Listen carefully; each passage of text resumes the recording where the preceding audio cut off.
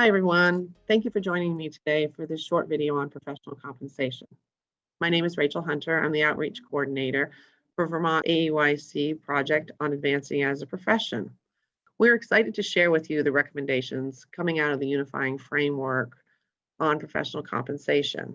We've been holding sessions all around the state for the past couple months, engaging with members of the workforce, having dynamic conversations, collecting your feedback. So as we're talking about professional compensation, it's really important to think about why Vermont AEYC is engaged in this work.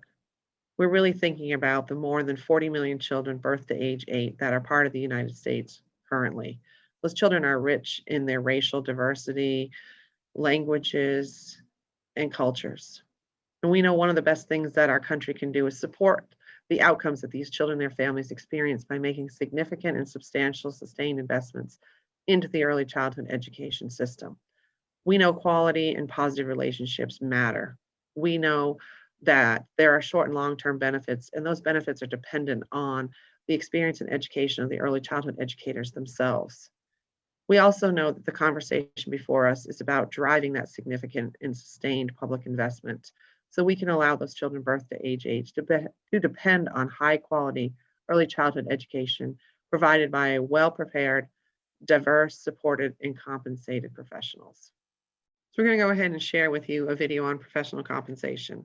This video is going to lead as an introduction into the 4 recommendations coming out of the unifying framework around professional compensation.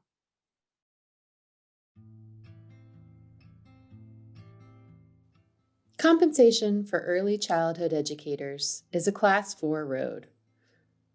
Early childhood educators are undervalued. Early childhood education is underfunded, and this leads to inequities for educators, children, and families alike.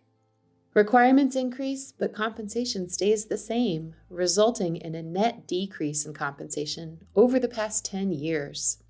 This harms everyone, but disproportionately affects educators who identify as Black, Indigenous, or people of color.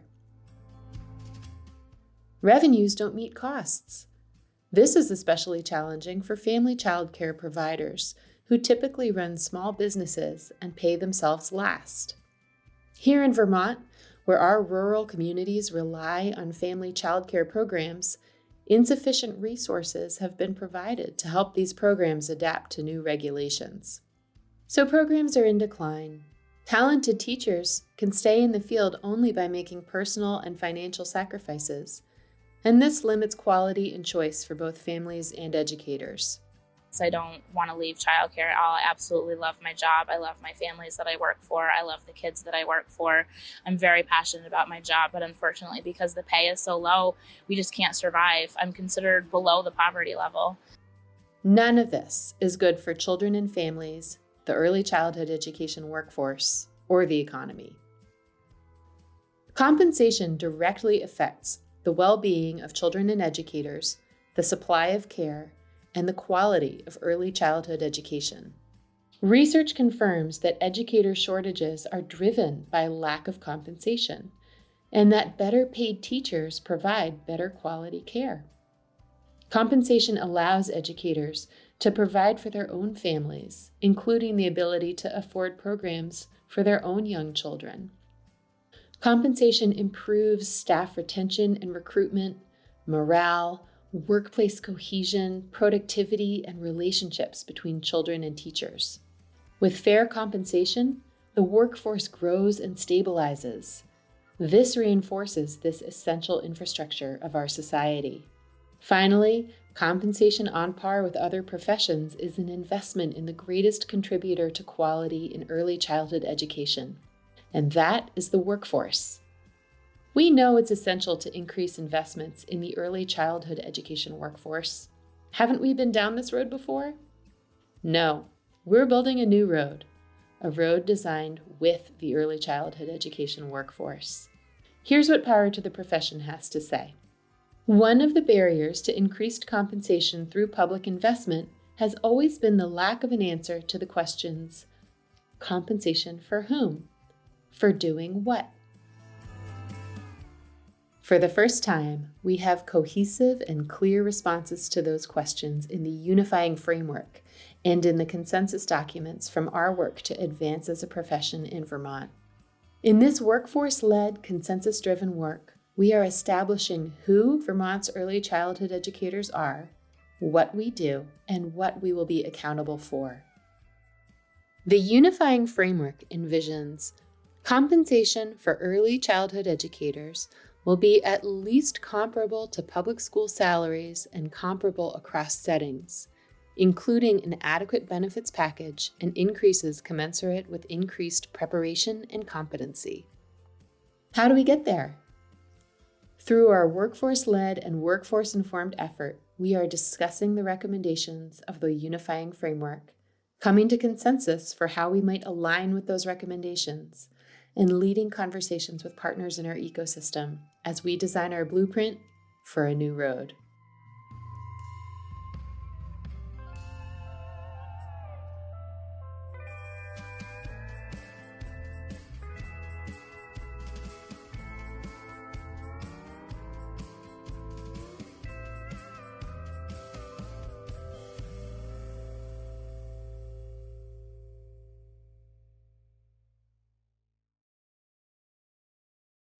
So Kim and Christina are here with us today, and they're going to be sharing with you the 4 recommendations around professional compensation.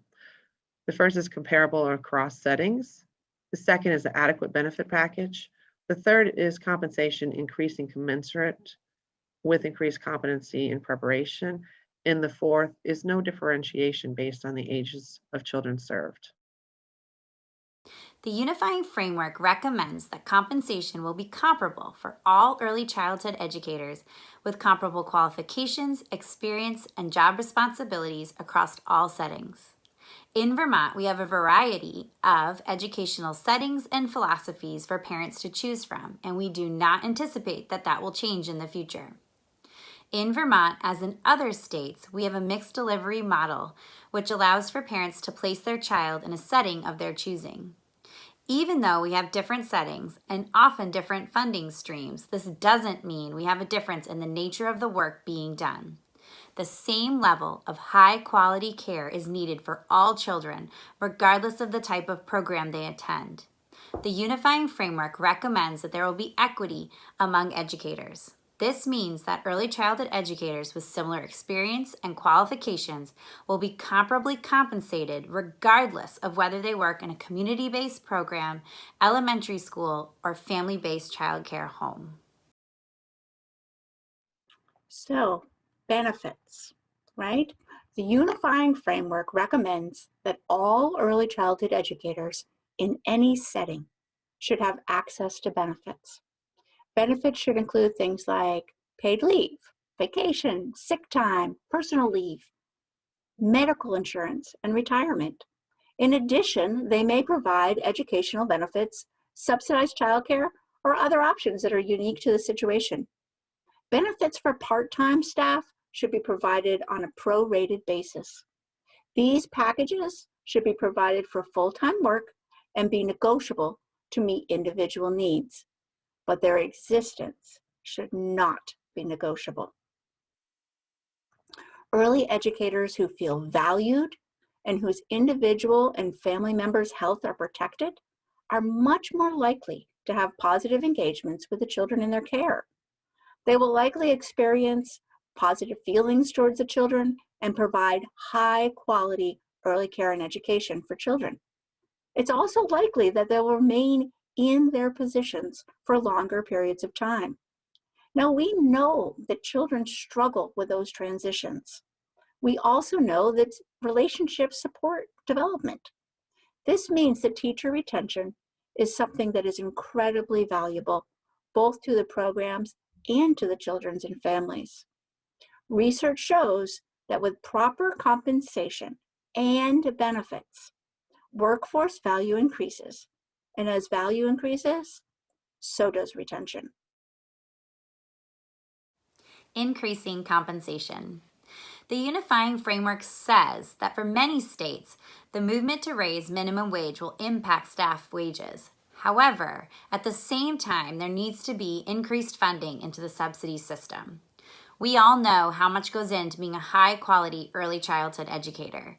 You know all the long hours, the education, the workshops, and trainings that are involved. You know all the trial and error, the conversations, and the creation of dynamic curriculum, and how that impacts activities and learning opportunities for young children to learn over time. The unifying framework goes on to state that raising the minimum wage must only be the floor and not the ceiling. The 3 designations, as presented, simplify what currently exists and allows for a foundation that can have clear growth. Entry-level early childhood educators will have multiple opportunities to grow within their career over time by working directly with children and perhaps in an administrative role.